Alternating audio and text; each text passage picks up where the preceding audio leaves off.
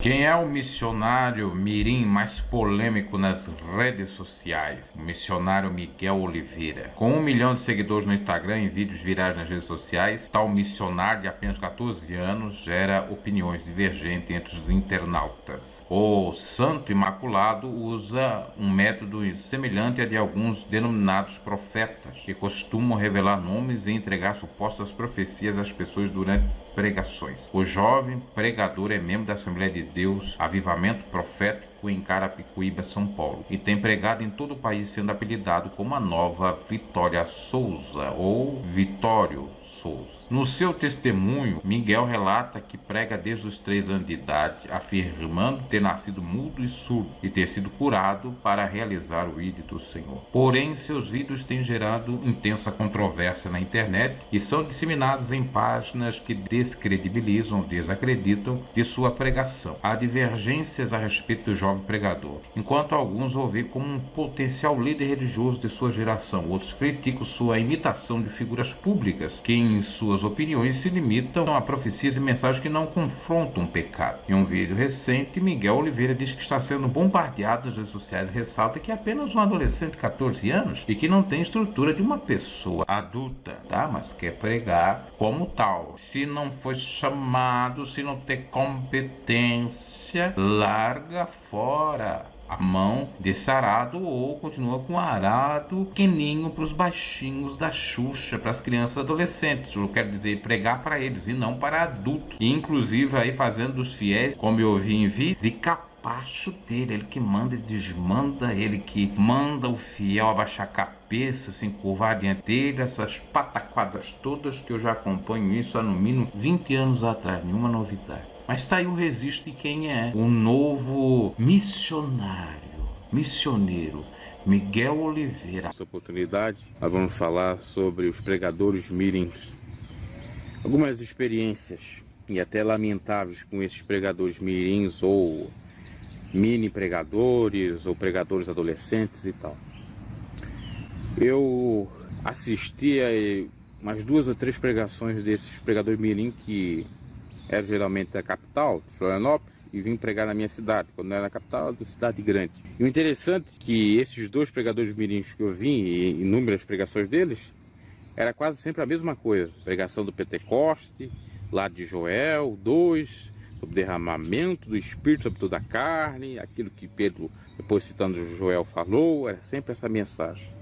Porque parece que ele não sabia pregar outra, já era uma mensagem treinada, copiada, possivelmente dos Gideões, de DVD de Marco Feliciano, ou de DVD de outros pastores conhecidos. Eles não tinham mensagem. E também não tem como ter, porque uma criança, por mais que ela seja superdotada, inteligente, ela nem sempre vai ter uma estrutura correta para fazer uma pregação como de um adulto. Vai ser aquela pregação ali, que na realidade, no meu pensamento, tinha que ser só para crianças e não para adultos. Mas eles começaram a colocar para adultos também, na IPDA, permitir. Diziam os irmãos antigos, eu não sei se é verdade, os irmãos, se sabe se isso é verdade, comenta aí nos comentários, que o filho do Antônio Ribeiro começou a pregar na IPDA pequeno, era uma benção, caiu demônios, era uma maravilha. Não sei se é verdade, comenta aí. E se é verdade, a gente nem sabe do paradeiro desse filho do Antônio Ribeiro e dentre outros filhos de pastor na IPDA.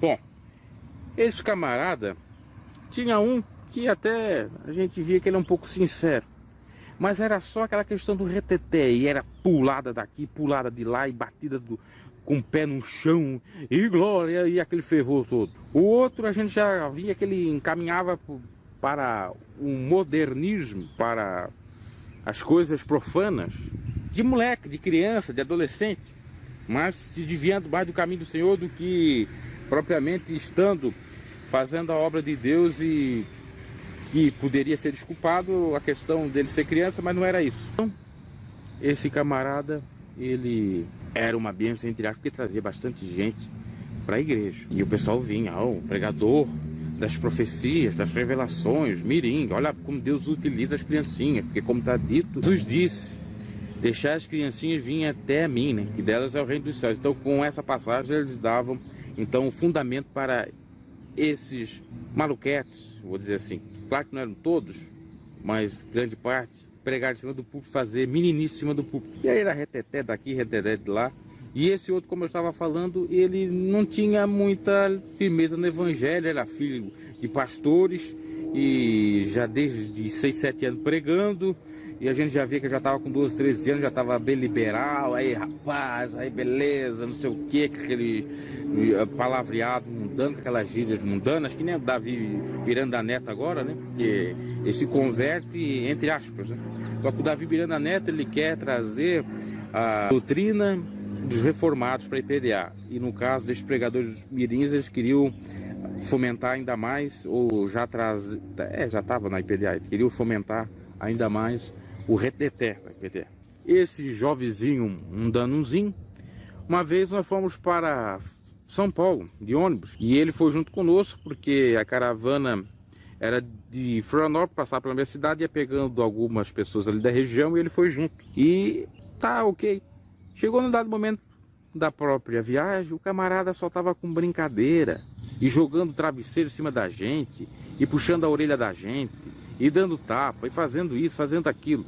Eu me recordo que hoje que é pastor da igreja do Manjo, em Tijuca, Santa Catarina, o seu Zé Carlos, que estava na IPDA naquele momento, e foi junto também naquela viagem, foi lá reclamar da bagunça lá atrás. E aí acho que até pensou que era eu. Eu disse, olha, quem está fazendo a bagunça é esse desviado aí, que é o grande pregador que prega para tudo quanto é lugar, pregou até na tua igreja, em tudo quanto é igreja, aí esse rapaz aí, ó. O nome dele é até Jerry. O José Carlos disse, esse aí já só Deus para ter misericórdia mesmo. E foi indo a viagem, aquela brincadeira. Por mais que muitos vão dizer, é satia, mas só que ele é pregador do evangelho. Pregador do evangelho tem que ter um posicionamento diferente, então que não pregue no evangelho. Então que não pregue em cima do púlpito. E estiver só lá cantando ou louvando a Deus. Então esse foi um erro também da IPDA, colocar esses pregadores mirim a pregar. Só deram escândalo e meninice. Tem tanta coisa para falar dele, mas eu vou contar poucas coisas aqui porque eu não quero ser muito longo. Quando a gente chega em São Paulo, eu estou lá andando ali, vamos dizer, nas dependências da própria Deus e Amor, até fora, naquelas ruas próximas ali da Deus e Amor, ali do bairro Liberdade, enfim. E na hora que eu estou passando no meio daquelas barracas que fica perto da igreja Deus e Amor, eu recebo um soco. Recebo um soco no braço. Eu disse, Jesus, queima eles. Esses que estão aí nas barracas já estão endemoniados. Ou eu pensei que era aqueles mendigos que ficavam ali perto, que tinham batido em mim, né? Eu disse, só Jesus tem para poder. Aí eu olho para trás, era ele, o dito cujo, Jerry, o pregador mirim, aí, o arrebatador, né? O camarada me deu um soco e saiu rindo. Tolão.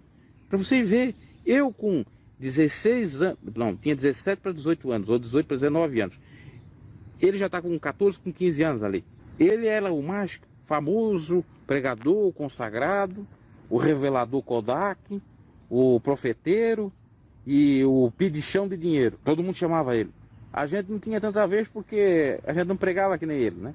Era chamado até por ele de Salgadão. E ele me deu um soco, olha só, o camarada endemoniado. Aí ele saiu da IPDA, agora tá todo cheio de tatuagem, cheio de tudo. Então você percebe o que deram esses pregadores mirim aí. Eu não tô importando com a vida privada desse camarada, mas só com a conduta. Veja bem, é certo, o camarada tá pregando em cima do púlpito fazendo chocarrice embaixo. É certo, o camarada tá pregando em cima do púlpito e me dando soco na rua. É certo, o camarada tá pregando em cima do púlpito e tá namorando como ele namorava várias meninas, fazia várias loucuras e escândalos. Quando tinha concentração com o missionário lá com a oração direto de São Paulo, quando o Lorival, a Débora, a família Miranda e dentre outros vinham para Florianópolis, para a capital Floripa. Para analisar, todo respeito à pessoa dele. Nem sei se os pais deles ainda estão na IPDA. Agora, a conduta doutrinária do camarada é totalmente equivocada. Que Deus tenha misericórdia dele e salve ele, né? Porque agora ele caiu assim numa profundeza danada. Por que dá essa profundeza danada? Pelo fato do exagero. O camarada que é exagerado dentro da igreja, quando ele sai, ele fica exagerado no mundo. O camarada que é exagerado, extremista, antes de converter, ele vai para o evangelho e fica aquele extremista também. Assim como o apóstolo Pedro. E principalmente quando não se busca o Espírito de Deus. Por que eu citei o apóstolo Pedro? O apóstolo Pedro, quando se converteu, ainda não tinha o Espírito Santo, foi lá cortar a orelha de mal. Depois que veio o Espírito Santo, ele começou a ser mais manso. Mas mesmo assim, errou que o apóstolo Paulo foi lá repreender ele. Quando o camarada está vigiando, a pessoa deixa ressuscitar a velha criatura. Aí foi para o extremismo. E o que eu tenho contra esses pregadores? É porque na maioria das vezes é uma forçação de barra. Eles nem são usados coisa nenhuma. São formados, treinados pelo pai, pela mãe ou pelo grupo pastoral para trazer povo para a igreja, porque é uma bênção, uma criança. Eu creio que o Senhor utiliza a criança, mas nem todas elas.